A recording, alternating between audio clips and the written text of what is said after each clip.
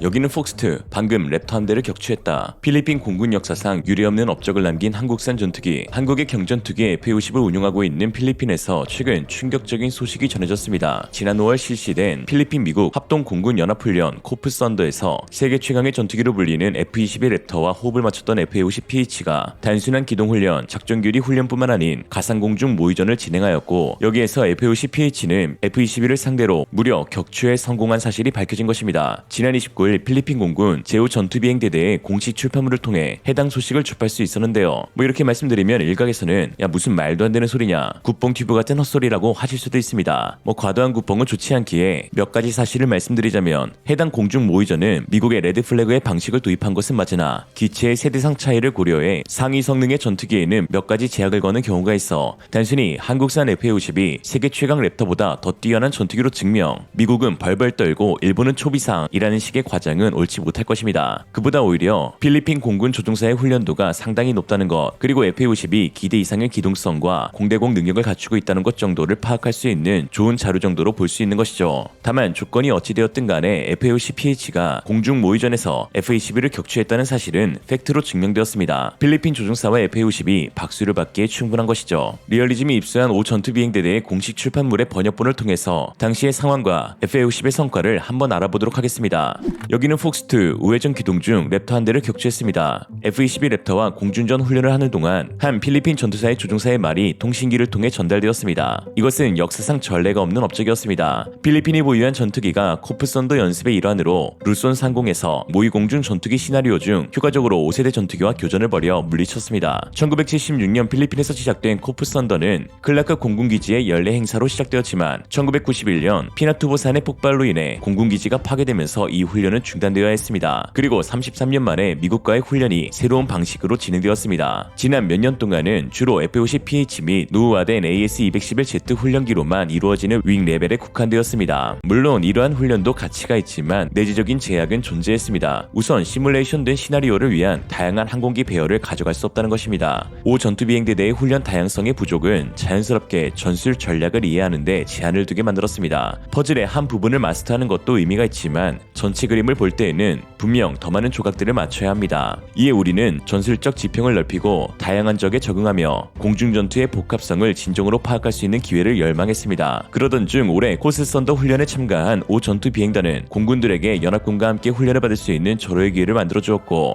역동적인 연합작전 환경 내에서 그들의 능력을 더욱 풍부하게 해주었습니다. 이 훈련에는 다양한 필리핀 공군 부대 소속의 조종사들과 공군 장병들이 참여했으며 여러 PAF 공군기지에서 실시된 다양한 주제를 갖고 전문가들이 현장 훈련에 참여했습니다. 이 훈련에서 5 전투 비행단의 주된 역할은 항공작전에 초점이 맞추어져 있었습니다. F-50PH 조종사들은 지난 5월 미국 525 전투비행대와 함께한 훈련을 시작으로 변혁적인 부대에 합동 참여하는 여정에 착수했습니다. 미국의 강력한 F-22와 함께 실시된 공중전 훈련을 통해 그들은 전문성에서 새로운 경지에 도달했습니다. 이 엄격하고 가차없는 훈련은 5 전투비행단 조종사들이 신속하게 적응할 수 있도록 또 효과적으로 교전하며 방어할 수 있는 대응 공중작전을 수행하도록 목표를 설정했습니다. 이 훈련은 전술 레퍼토리를 확장시켰을 뿐만 아니라 실제 작전 환경에서 하나로 비행할 수 있는 능력을 재확인해주었습니다. 그 결과 F-50PH는 5 전투 비행단의 거침없는 여정에 진정으로 결정적인 한 획을 그으면서 탁월한 속도로 박차를 가했습니다. 76년의 영광을 맞이한 5 전투 비행단이 지평선을 넘어 모험을 감행했다는 증거가 되었습니다. 이전에는 기본을 바탕으로 기술을 연마했다면 현재 그들은 실전 경험을 통해 높은 자신감을 갖게 되었고 최상의 컨디션을 유지하고 있습니다. 이제 5세대 전투기들이 사용하는 전술을 매끄럽게 사용하고 적용할 수 있습니다. 간단한 기본 전투기 기동 설정에서 유효한 키를 확보하기 위해 고군분투해야 했던 과거와는 달라졌습니다. 이제 그들은 5세대 전투기를 쓰러뜨릴 수 있습니다. 여기는 폭스, 랩터 하나를 격추했다 라는 승리의 말과 함께 라고 했습니다. 실제로 해당 공중 모의전을 마친 뒤 525 전투비행대 소속 랩터 조종사인 미 공군 초 바우만 대위는 필리핀 공군의 F-50을 극찬했는데요. 경전투기이지만 마 1.5의 우수한 기동성을 지닌 F-50은 F-22와 함께 작전을 수행할 수 있는 최고의 파트너라고 했습니다. 그는 어떤 작전이든 임무 수행을 위한 다양한 역할과 책임이 항상 존재한다며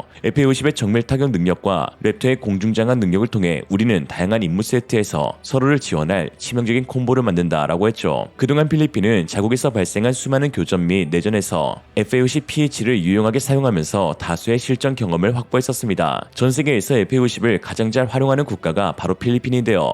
2016년 12월 두 대의 FA-50PH가 무슬림 반군 조직에 대한 첫 번째 공습을 시작하였고, 이후 2017년 5월 10일 아부사야프 캠프 공습, 6월 2일 마라이 공습, 2021년 10월 30일 조지 마들로스 암살 작전, 2021년 3월 남중국해 불법 어선 대응 작전 등 필리핀 최고의 전투기로 사용되고 있습니다. 이에 현재 다목적 전투기 도입을 추진하고 있는 필리핀이 개량된 FA-50에 대해서도 높은 관심을 내비치고 있는데요. 특히 최근까지 사실상 도입이 유력했던 스웨덴 서부의 그리펜 전투기가 공급 불가 입장을 밝히면서 FA-50의 개량형 도입 가능성이 매우 높게 점쳐지고 있습니다. 지난 10월 4일 필리핀 국방부 장관 길베르토 테오도르는 다목적 전투기 도입 프로그램에 대한 새로운 사양과 수량을 심의하였고 대통령에 의해 승인을 받았다고 전했습니다. 기존 MRF 프로젝트에서 필리핀은 12대의 전투기만을 필요로 하였고, 이에 사브는 이미 14대의 자스-39 CD 그리펜 기체를 경납고에 보관하고 있었기에 간단한 보수 작업을 거친 뒤 무려 2년 안에 모두 인도할 수 있다는 뜻을 밝히면서 도입이 유력했던 상황이었습니다. 그러나 현재 필요 도입 수량이 36대로 늘어나게 되면서 사브는 사실상 필리핀 전투기 사업에서 발을 뺄 수밖에 없는데요. 자스-39CD가 이미 생산이 중단되었기 때문에 그 요구를 맞출 수가 없으며, 스웨덴 공군이 운영 중인 기체를 중고로 도입한다 하더라도 스웨덴이 아직 EF 그리펜으로 전환하지 못했기 때문에 2028년까지는 불가능하며, 필리핀이 새로운 자스-39 EF 버전을 도입한다 하더라도 그 가격이 벌써 F-16 바이퍼와 같거나 높고 또 배송 시간도 매우 길어 메리트를 완전히 잃어버렸습니다. 이에 한정된 필리핀의 국방 예산 안에서 36대의 첨단 전투기를 구입하기 위해서는 FA-50 개량형밖에는 답이 없는 상황이죠. 이런 상황 가운데 최근 필리핀 최대 군사 매체인 맥스 디펜스에서 놀라운 보도가 전해졌습니다. 필리핀 맥디는 FA-50 단자형을 주목하며 필리핀 공군에게 있어 가장 적합한 전투기라고 추천한 것인데요. 맥디에 따르면 카이 F-50 단자형에는 상부 공중 구뷰 탱크인 DART가 포함될 것이며, F-16 바이퍼 및 F-35 라이트닝 2와 같은 최신 전투기에서 흔히 볼 수 있는 신기술, 즉 자동 지상 충돌 방지 시스템이 포함될 것으로 주목받고 있다고 했습니다. 또한 카이는 KF-21 보라매와 유사한 LAD를 활용한 올 디지털 조종석을 제안하고 있는데, 이러한 업그레이드는 대한민국 공군뿐만 아니라 필리핀 공군과 FA-50 운용국들도 매우 주목하고 있는 업그레이드라며, 이는 A사 사격 통제 레이더, 기내 제급부 시스템, 시계의 교전 기능, 업그레이드된 항공 전자장치, 다양한 종류의 무장 등 올해 주문된 폴란드 및 말레이시아 FA-50에 제공될 블록 20에도 적용될 것이라 하였습니다. 그러면서 특히 맥디는 이러한 모든 기능을 갖춘 단일 좌석 FA-50은 필리핀과 같이 자금이 제한된 국가에서 더 작지만 훨씬 저렴하고 거의 대등한 성능을 갖춘 베이비 F-16 바이퍼가 되고 있다라고 했습니다. 실제로 카이는 지난 3월 비전 2050 선포식을 개최하면서 FA-50의 성능 개량과 F-50의 단자형 개발은 수출 경쟁력을 강화하기 위함이라고 밝혔는데요. 미국과 동남아시아 국가 등 F-50 계열 항공기의 도입을 원하고 있는 다수의 국가에서 단자형 버전의 F-50에 대한 큰 관심을 내비치고 있고, 이에 카이는 수출을 목적으로 현재 개발을 진행 중에 있습니다. 카이의 김석훈 비행지역 법칙팀 수석연구원은 단자형 개발은 해외 운용국들 사이에서 요구가 큰 부분으로 기술적으로는 언제든지 개발이 가능하다며 자신감을 드러내기도 하였습니다. 그 단자형이 아마 을 잘 알고 누구보다 진심인 필리핀. 사실 필리핀은 우리에게 있어 매우 고마운 나라입니다. 인도네시아와 같은 동남아시아이지만 그동안 수많은 방산 계약에서 단 한 번의 미납도 없을 만큼